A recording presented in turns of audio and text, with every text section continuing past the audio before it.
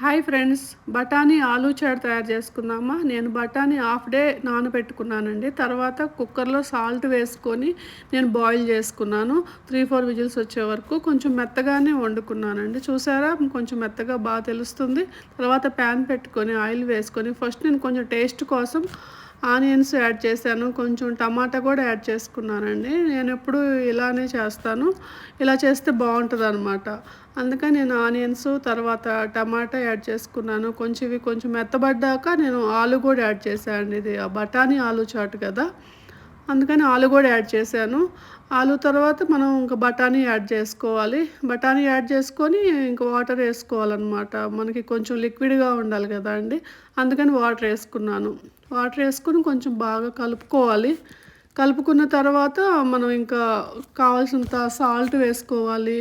స్పైసీకి తగ్గట్టు red chilli powder add చేసుకోవాలి.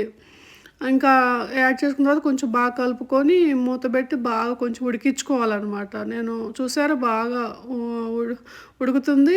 చూసారా బాగా కనిపిస్తుంది. జస్ట్ అలా తిప్పుతుంటేనే బాగా మెత్తగా అయిపోతుంది. కొంచెం బఠానీ లాగా కొంచెం మెత్తగా కనిపిస్తూ ఉంటేనే బాగుంటుంది అనమాట తినడానికి. తర్వాత నేను చాట్ మసాలా యాడ్ చేసుకున్నాను. చాట్ మసాలా మన టేస్ట్కి తగ్గట్టు ఎంత కావాలంటే అంత యాడ్ చేసుకోవచ్చండి.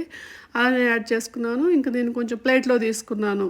వీటికి టాపింగ్ ఏమేమి తీసుకున్నాను అంటే కొత్తిమీర, onion, tomato, green chutney, red chutney, lemon అలా తీసుకున్నానండి. చూసారా, ఇంకా 1 బై 1 మనం టాపింగ్ యాడ్ చేసుకోవాలి. ఆనియన్స్, టమాటో, కొత్తిమీర, లెమన్ పిండుకున్నానండి. తర్వాత green chutney, red chutney add చేసుకున్నాను. నాకు దగ్గర సేవ్ కూడా ఉందన్నమాట, నేను సేవ్ కూడా యాడ్ చేసుకున్నాను. ఇలా మనం ఇంట్లో చేసుకుంటే చాలా బాగుంటుందండి. మనం ఎప్పుడన్నా బయటికి వెళ్ళలేని పక్షంలో ఉన్నప్పుడు మనం ఇంట్లో చేసుకుని హాట్గా వేడిగా తింటే వర్షం పడే టైంలో బాగుంటుందండి చాలా. నేను ఎప్పుడు ఇలానే తయారు చేస్తాను. మీరు కూడా ఒకసారి ట్రై చేయండి. టేస్ట్ చాలా బాగుంటుందండి.